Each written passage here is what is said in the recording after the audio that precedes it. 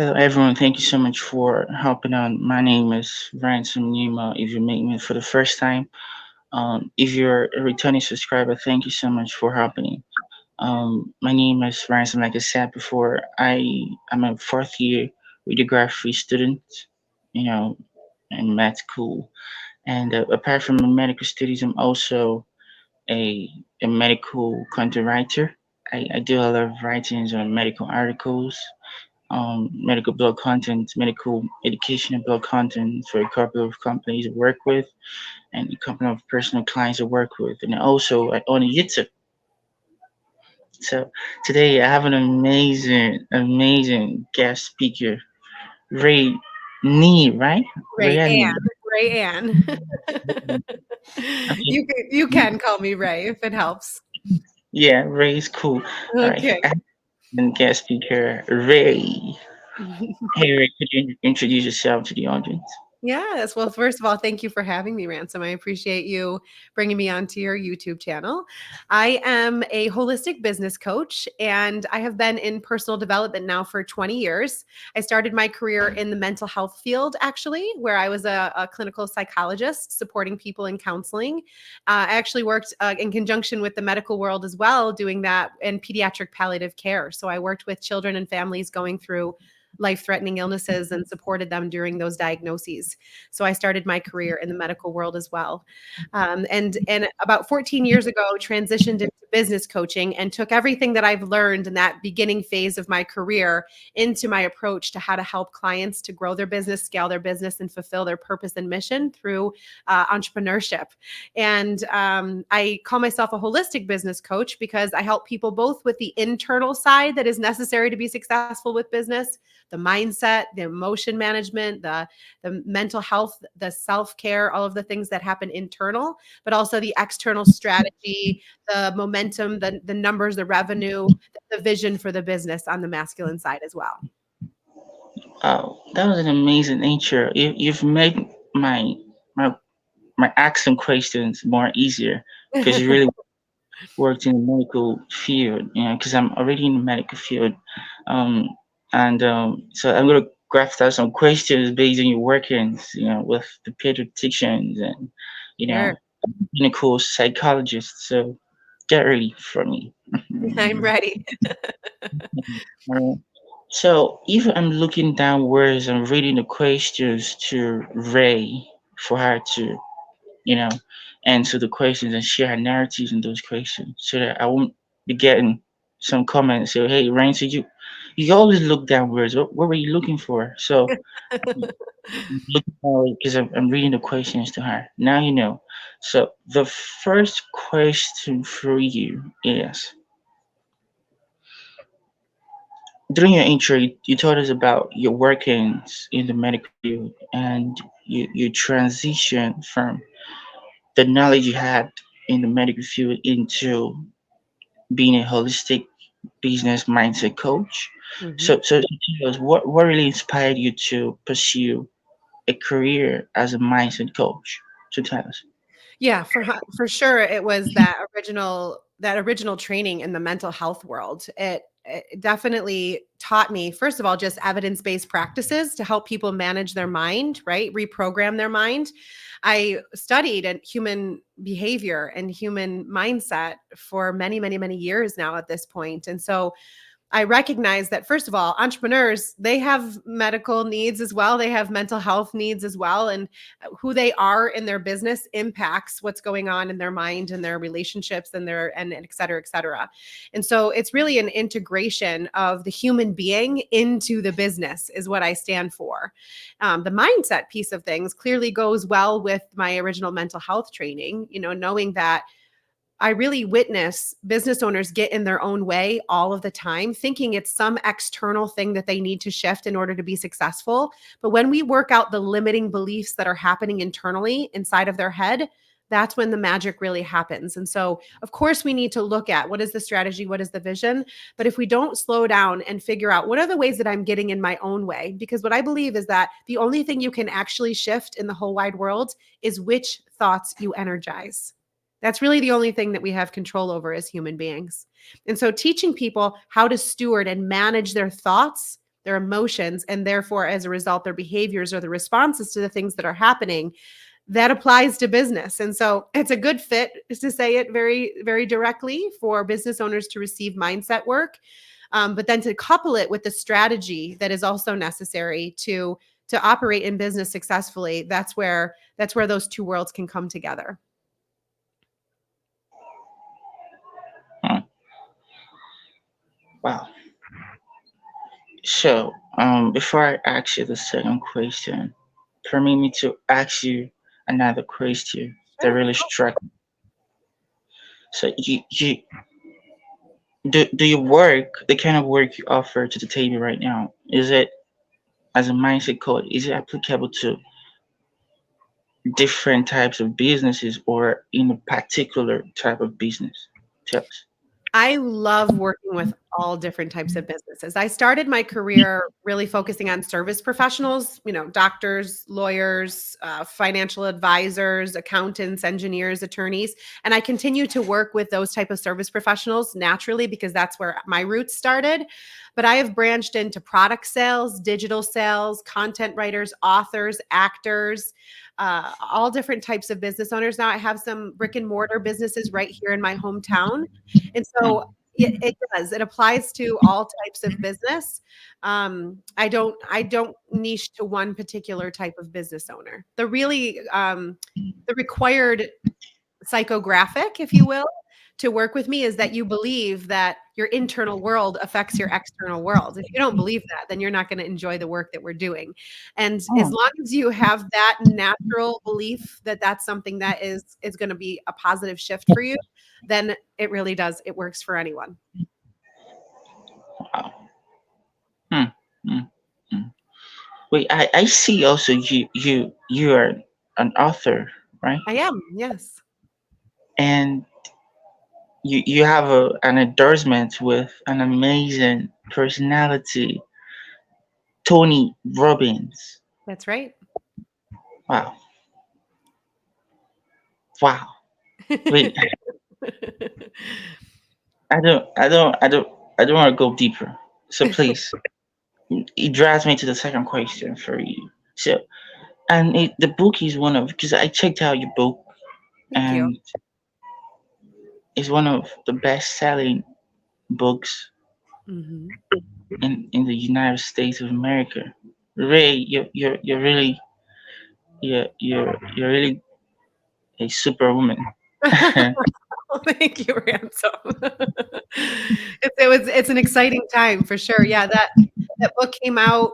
Um, it was a light launch in January and an official launch in March, and it became an international best-selling book in March of just this year. And I have a second book on the way towards the latter part of the year. So this is a very interesting, transformative year for myself as I'm stepping into a two-time author, hopefully both international bestsellers.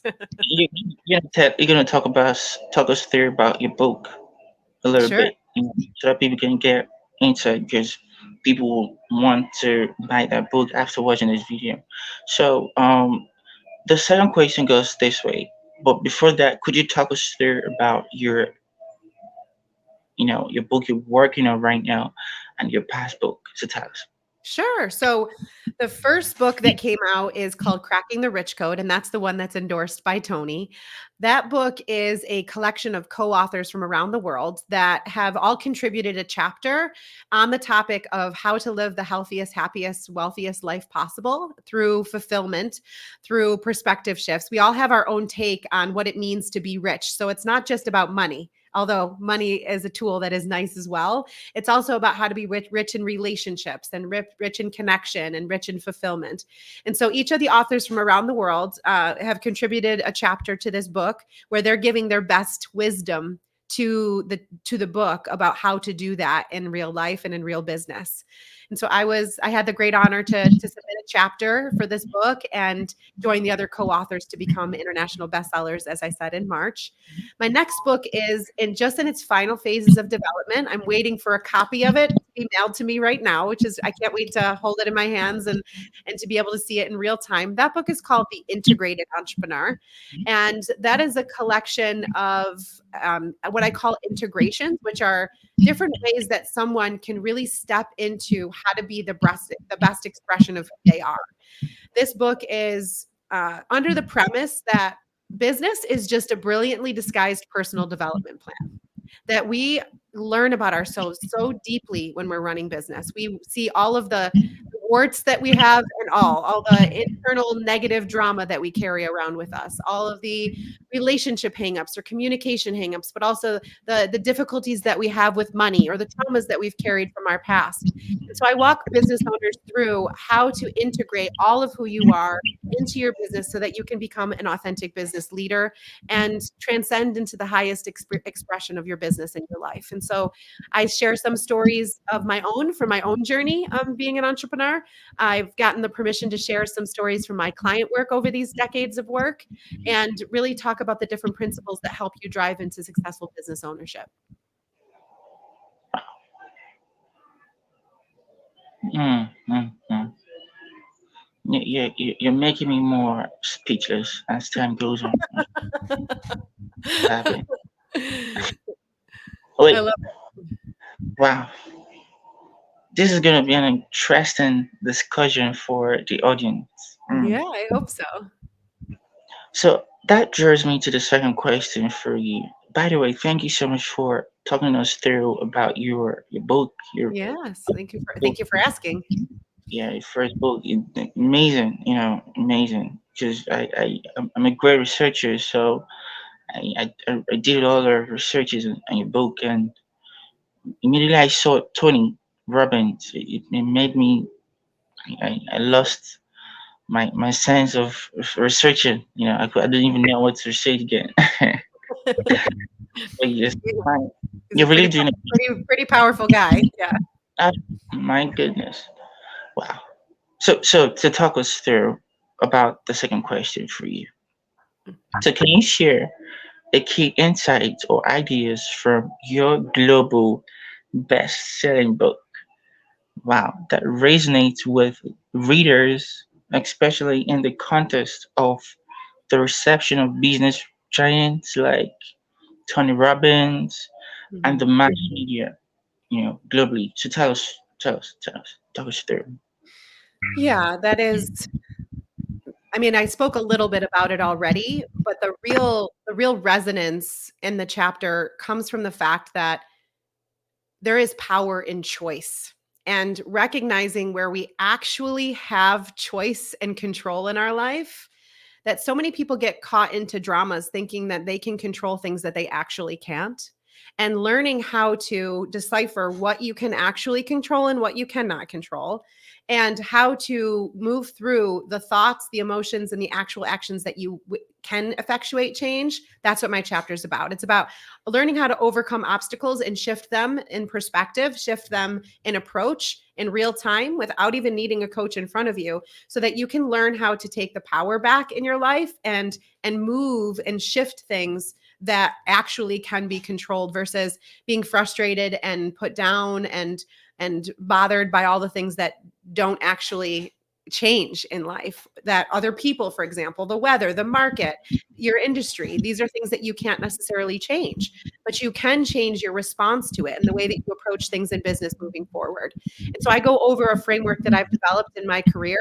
I give it to the audience and the readers on how best to steward those different thoughts, emotions, and actions over time. Hmm, hmm, hmm, hmm.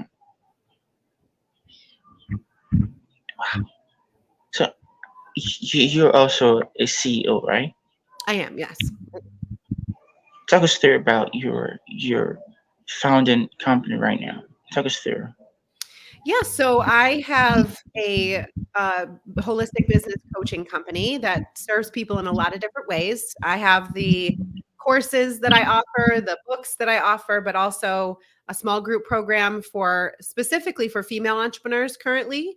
I also have a mastermind for female entrepreneurs and one for both men and women that are coming together, because I really believe in the power of community in serving business owners as well. So many business owners are doing their own thing, getting stuck in really focusing on their business that they feel very isolated at times. And so coming together with other expert business owners, even if they're in a different industry, to bounce ideas off of them, to learn from one another, to learn from me and my mentorship as well. That's been an incredible game changer for business owners that come together for that community feel. And then I also work with clients one-to-one. So either a leader with a team, and I'll work with the entire team, or just the leader. I have a very cool practice of lots of different business owners and some teammates that help me get all this work done. Wow. Wow.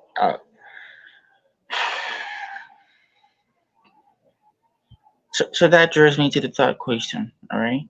Mhm. So before I ask you that question, what was your what was the behind the scenes of creating that company you're working with? You work with right now. Yeah, so I one of the things that I noticed actually not too long ago was I have had a private practice in mental health counseling for many, many, many years, but I never gave myself credit for that being a business. I was just a counselor, right? I didn't count it as actually being a business for all of these years. And I realized that this is something that a lot of different service professionals, doctors, lawyers, attorneys, professionals, they struggle with the difference between this is the thing that I'm bringing to the world, whether it be a service or a product, and the skills and the abilities of a business owner. Some people even reject the identity of a business owner. And so if I did this, and I'm a business coach, like I was teaching business for so many years. I had a business and I didn't even fully recognize that that was the case. I knew that other people were struggling with this too. And so I started my business coaching career actually as an employee of someone else's business. Actually, for 10 years, I worked for another person's business as I was learning how to become a business coach and really helping them grow their business. Eventually, I needed to, for my own edification, step out of knowledge that is sort of just knowledge in our brain into applied knowledge. I needed to apply that entrepreneurial wisdom in real time. And I feel like stepping out and being a business owner fully to myself, fully going all in on business coaching has been a huge shift in my ability to teach other people business as well, because now I really know what it feels like to be a business owner because I am one. And so it was really an integrity move. I could have continued to work for other people and be employees of other people, but I would never truly know what it feels like to be a business owner. But now I do. I'd say it feels like riding waves, but I didn't really know what those waves felt like. Now I do. Now you know, now you know there are different types of feelings. You know, different. Exactly. Yeah, and When different kinds of experiences, different kinds of challenges, but also different kinds of opportunities. absolutely, absolutely. So that draws me to the third question, right? So as a CEO, you are, which is an amazing stuff, right?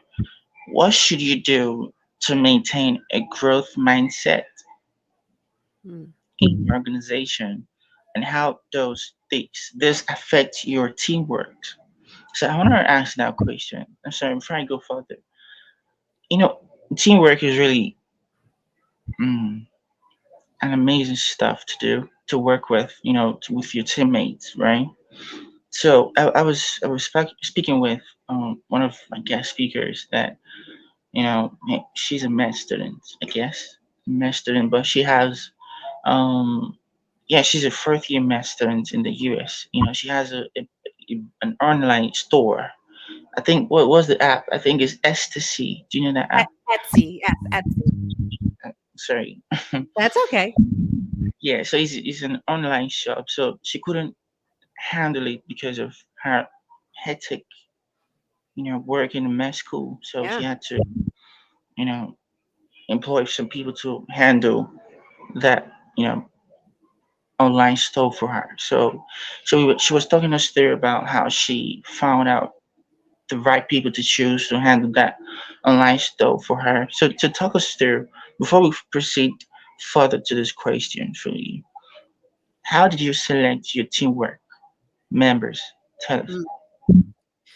Yeah, so that's a bunch of different questions. So, if you want me to start there, this was actually one of those things, actually, one of the biggest lessons when I stepped into full entrepreneurship, Ransom, was that that is not an easy thing to do. It really isn't. Finding the right people is, unfortunately, a lesson I had to learn the hard way in many ways. One of the reasons for that is because I was really focusing in my early attempts at finding the right people to help me by what they could do for me. And what I learned the hard way is that the best place to start is whether or not we're values aligned.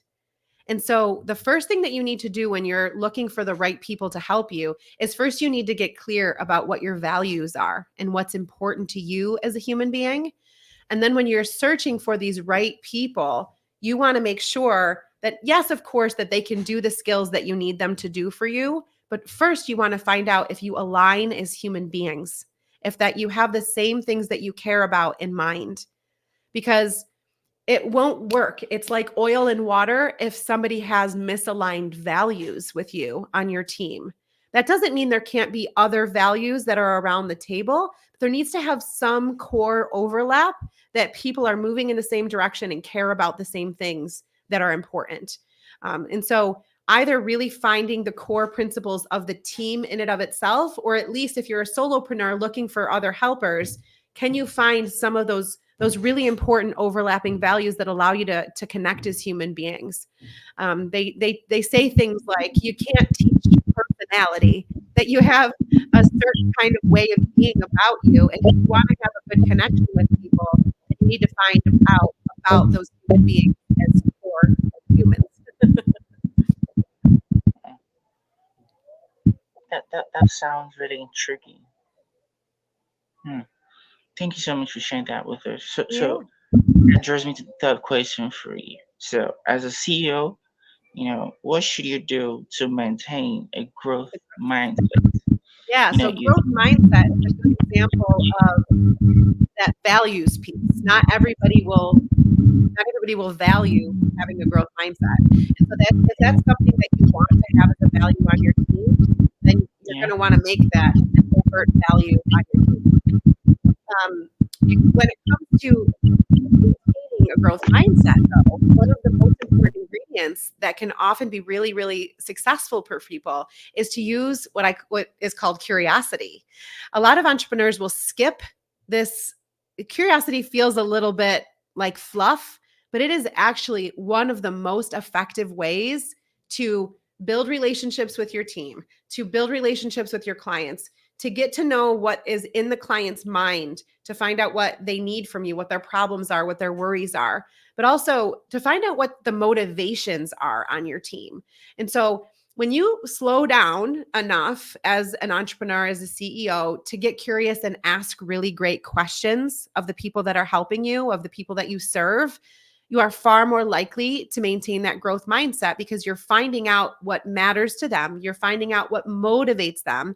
You're finding out what they care about, what inspires them. So asking those great questions and getting curious with the people that they're where they are in their life and where they want to go, that often is the most important ingredient to a growth mindset. mm. So you trying to like maintaining your growth mindset, in your organization, right? Mhm. So how does it affect your company's culture and your team's work, in general? How does it affect them? When you have a growth mindset, when you have a curious expression of your business, a problem becomes an opportunity. You don't have to get stuck in something not going your way. You get to find out what, first of all, use it as feedback, use it as clues, as evidence to help you in better understanding what is going on, whether it be in the marketplace, whether it be in the client relationship, whether it be in the team.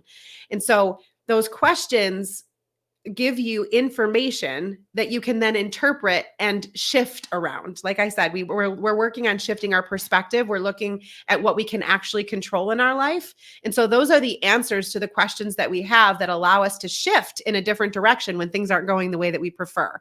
If a business owner has something happen to them that they don't prefer, and then they let it go down a downward spiral where they're frustrated, upset, they maybe even give up on their business, the business isn't going to go very well. If they get stuck, they don't have a growth mindset. They have a fixed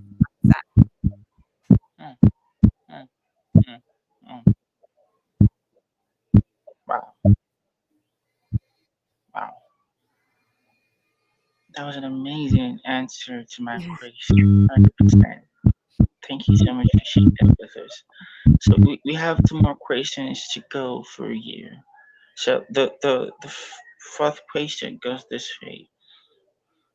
How do you manage the pressure to continue to deliver new content and maintaining credibility in your field you know, with the recent, advancements, in the world right now and in the mass recognition worldwide. So how do you do that? Yeah, I what the first step that I take for myself, Ransom, is that I don't see it as pressure. Because if you come at anything with pressure, it's not going to go very well. And so I don't even look at it as pressure. I look at it as me really just getting more and more in touch with who I am and what my impact I want to make in the world. There's this if you subscribe to pressure, maybe the pressure is coming from what other people are doing or what the algorithm tells you to do, or what your competitors are doing in their world or their work, or maybe if it is someone who has a lot of notoriety, how do you keep up with them? That's not how I recommend you approach the idea of content. And I recommend instead you learning how to go inward and listen to your own internal voice to figure out who you authentically are, because that's not copyable. That's not that's not something that other people can replicate. It is just you being you. And if you're coming from a mission driven place, if you're coming from a place of impact and you combine that with being authentically yourself, you don't need to feel pressure. You just be yourself and fulfill your mission. You put one foot in front of the other every single day, and you do your best to deliver on being authentically true to yourself.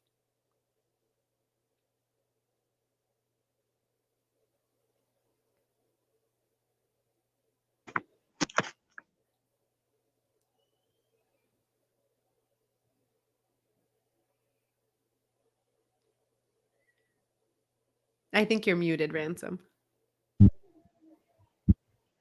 Thank There you. we go. I was Now I, you're I was lo- I was really I was blessed, honestly.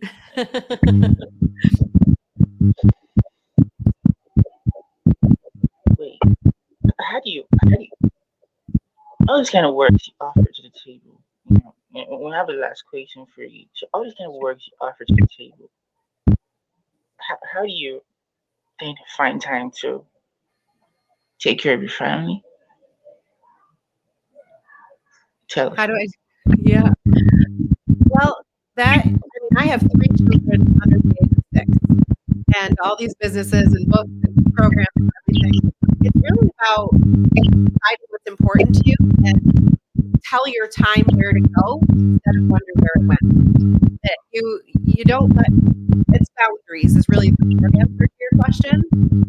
If you have to be clear about what's important to you, again, your values, your priorities, and then you let your time, where you give your energy, match what your boundaries are. So if this is family time, then this is family time. If this is business time, then this is business time. And if I need extra support to get something finished, I'm not afraid to tap someone's shoulder and bring in some additional support to make sure that everything happens. I'm not meant to do everything. And I believe that there are other people that can do some things better than I can. And so it's really coming from this abundance place in combination with really good structure and boundaries. So you've already struck some balance between business Yeah. and family. Yeah, I Wow. call it harmony, not balance, because balance it implies this even scale, and that's never what life is. It's more of a harmony or a flow between whatever is happening in your life at the moment. Wait, damn. You, I've never heard that word before. We use balance. Harmony suits better, honestly. It I really think, does. I think you should continue with your canceling work because it's gonna help a lot of people. To be honest, all I'm those not people, going. all those I'm not people you've going helped, anywhere. yeah, all those people who helped with the counseling work in the past. I think we should. you should continue in the present because we need people like you because you're really. I just love your tenacity and the way you put things together. You kind of person that plans for something that's gonna happen 2 days ago. You 2 days from now, you've already planned it. So and we need people like you know, to do all those things for you know for the word as well. So kudos to what you're doing. I really Thank appreciate you it. so much. So that drives me to the last question for you. Hmm. hmm. I think you're gonna have a lot of them to say, but you just have to pick one, all right? Because Yeah. I know you have a lot of success stories to share for us, but due to time, you just make it in a nutshell, all right? Mhm. So, can you share in a success story or a transformational moment from your education, you know, your teachings that exemplifies the power of, you know, imagination in general in achieving personal and professional goals. So talk us through. Yeah, yeah, I absolutely. I mean, curiosity is so closely related to imagination that we need to not only get curious to ask questions, we also need to use our imagination to come up with solutions for those problems. One of the things that I teach that I have used for myself with incredible success that is related to imagination is visualization, where you are really using your imagination internally in your mind to imagine a preferred outcome. We see it, like in the amazing Olympic athletes that are out there in the world. Like we have a slalom skier on the top of the mountain. You can watch them go through the course all the way down the mountain in their head, even before they physically go down the mountain. So these Olympic athletes, whether it be, basketball players or football players, whatever, that they're practicing their sport in their head before they go out on the field, the court, the mountain. And we can do that in business too. And so I will teach my business owners, and I've done this again for myself, how to use the power of visualization or active imagination to, instead of going over and over and over again what's not going to work in our brain, instead we practice how we want things to go, how we see things going phenomenally well. We get as much detail as we can about what it looks like for this to go in our preferred outcome. And that's what I did with the book. That's at least in part how I attribute to the international bestseller. That's what I'm doing with this next book, is that I'm visualizing the most amazing outcome for my book instead of thinking about all the things that would go wrong over and over again, which I do from time to time because I'm a human. I try my best to point my brain towards visualizing and imagining the best possible outcome.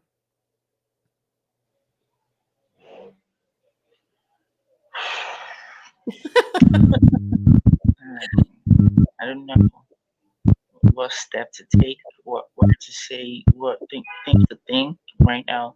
I think I'm facing imposter syndrome right now, so Oh, Ransom, you I can don't know. shift that one too. That's not necessary. Man, I don't know. Hmm, you're very brilliant, to be honest, Thank because you. you can match student. You're really very inquisitive, and I did psychology and radiography, you know, but it's not really truly about my course. I did within my course and off from my course, so I could determine when someone is really amazing and when someone is not really amazing. So I I've marked you good. You're really amazing person, to be Thank you honest. so much. You're We've, very we've, kind. we've come to the end of the session, you know, Yes. and you've been an amazing guest speaker, and thank you so much for hopping on and sharing your narratives on these questions. And so, before we wrap up the session, what are your last words for the audience?